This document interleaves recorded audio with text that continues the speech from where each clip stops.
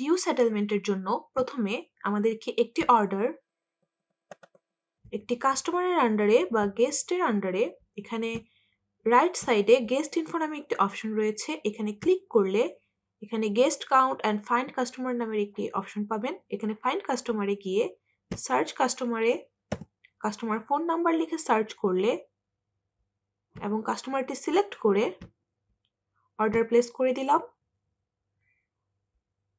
এখন অর্ডারটি পে করার সময় ডিউতে পে করে দিলাম।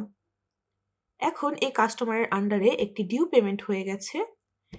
সাইড বার থেকে কাস্টমার্স অপশনে ক্লিক করলে এই কাস্টমারের আন্ডারে ভিউ বাটনে ক্লিক করলে আমরা এই কাস্টমারের overall details, total due bill and everything দেখতে পাবো।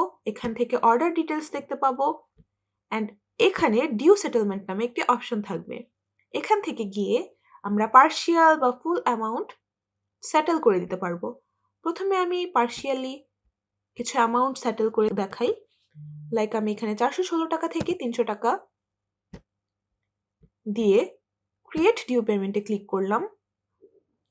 একটি সেটেলমেন্ট রিসিপ্ট প্রিন্ট হবে। দেন এখানে 400 থেকে 300 ডিডাক্ট হয়ে 116 টাকা ডিউ বিল দেখাবে অ্যান্ড সেটেলমেন্ট হিস্ট্রিতে গিয়ে আমরা এই সেটেলমেন্ট হিস্ট্রিটা দেখতে পাবো। এখান থেকে চাইলে আমরা সেটেলমেন্ট হিস্ট্রিটা প্রিন্ট করে নিতে পারবো।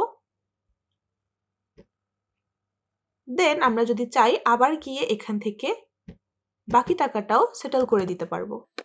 ক্রিয়েট ডিউ বিলে প্রিন্ট করলে একটি রিসিপ্ট প্রিন্ট হবে। সেম ভাবে সেটেলমেন্ট হিস্ট্রিতে গেলে আমরা এই সেটেলমেন্ট হিস্ট্রিটাও দেখতে পাবো।